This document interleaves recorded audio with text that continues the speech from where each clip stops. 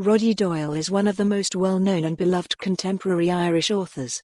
His work includes the Two Pints series and The Commitments, as well as numerous children's books. We caught up with him on the eve of a new speaking tour.Hi. Roddy. Your speaking tour, Conversations with Roddy Doyle, begins soon. Why are you doing it now? Well, I'll be reading a lot of my old novels, and I think I've reached a stage in my life where I'm comfortable looking back on work I've done, rather than just what I'm currently doing. After I wrote The Commitments, I didn't read it or watch the film for 20 years, right up until I agreed to adapt it for a musical.That felt both familiar and unfamiliar, but I was rather impressed by it, and felt comfortable claiming it as my own, even though it was written by a much younger man.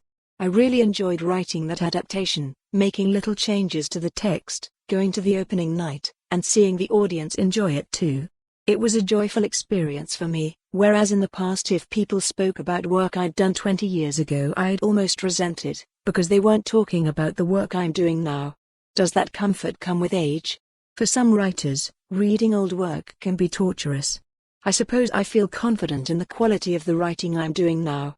I think my last novel, Smile, is one of the best I've done, and I think Two Pints, a play Doyle wrote in 2017, was one of the better things I've done.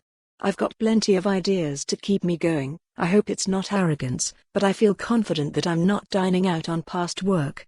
I've also always enjoyed the social side. This is a solitary occupation, you know, and the house is usually empty except for a couple of dogs, and the kettle.Your new novel, Love, comes out in May. Is it a departure from your other work? Not really.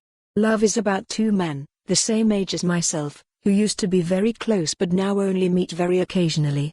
They used to go on a tour together in Dublin but don't anymore. So they meet to catch up and go to pub after pub. Pubs feature a lot in the book, relearning the geography of their younger years. Love is obviously partly about Dublin, which has been a dominant theme in your work. Have you seen it change a lot over the past 20 years? I ask because Rosie, a film Doyle wrote in 2018, strikes me as angrier than your earlier work set in the city. Change is inevitable, and I wouldn't want to live in a museum. But the change in Dublin has been both for the better and the worse.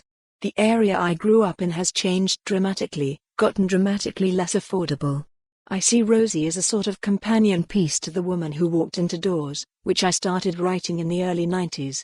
And it struck me, writing Rosie, that not much has changed in the living standards of working-class women. If anything, they've gotten worse, more drastic. For more on this story, visit the news article link.